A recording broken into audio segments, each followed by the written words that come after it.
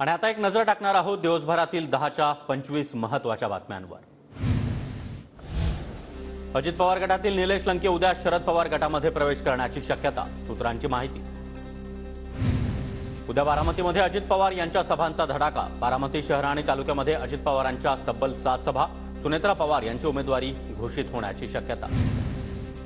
सुनेत्रा पवार यांच्याकडून सुप्रिया सुळेंसोबतचा photo tweet. Happy moments with Supriya Sule caption देत सुनेत्रा पवार यांच्याकडून फोटो ट्विट। अमरावतीचा उमेदवार कमळावरच लढेल, त्यामध्ये नवनीत राणा देखील असू शकतात। दरेकर यांच्याकडून नवनीत राणांना भाजपच्या उमेदवारीचे संकेत, तर भाजपचे वरिष्ठ जो निर्णय घेतील त्यावर विचार करू, रवी राणांची भूमिका। मोदी जी से बैर नहीं, राणा तेरी खैर नहीं, अभिजित अडसूळ यांचा इशारा। तर अमरावतीमधील उमेदवारीबाबत शिंदे गट आणि भाजपच ठरवेल, अडसूळांची प्रतिक्रिया।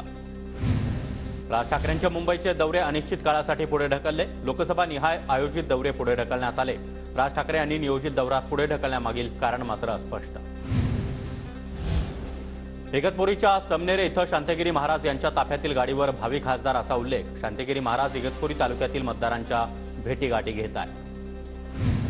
हेमंत गोडसे यांच्या उमेदवारीच्या घोषणेनंतर आता शांतिगिरी महाराज नाराज। तिकीट मिळालं नाही तर अपक्ष लढणार, शांतिगिरी महाराजांची भूमिका। महाविकास आघाडीतून ठाकरे गट नाशिकची जागा लढणार। आमच्या वाटाघाटीमध्ये नाशिकची जागा ठाकरेंकडे, शरद पवारांची माहिती। नाशिक जिल्ह्यातील निफाडमध्ये शरद पवारांची सभा संपन्न। पवारांच्या सभास्थळी मार्क्सवादी कम्युनिस्ट पक्षाचं जोरदार शक्तीप्रदर्शन। महाविकास आघाडीकडून नाशिक लोकसभेची उमेदवारी मार्क्सवादी कम्युनिस्ट पक्षाच्या जीवा पांडू गावित यांना देण्याची मागणी। छत्रपती संभाजीनगरच्या जागेसाठी तब्बल 8 दिग्गज इच्छुक। भाजपकडून भागवत कराड यांचं नाव निश्चित झाल्याची माहिती, तर शिंदे गटाकडून संदीपान भुमरे यांचं नाव अंतिम, तर ठाकरे गटाकडून चंद्रकांत खैरे आणि अंबादास दानवे यांच्या नावाची चर्चा।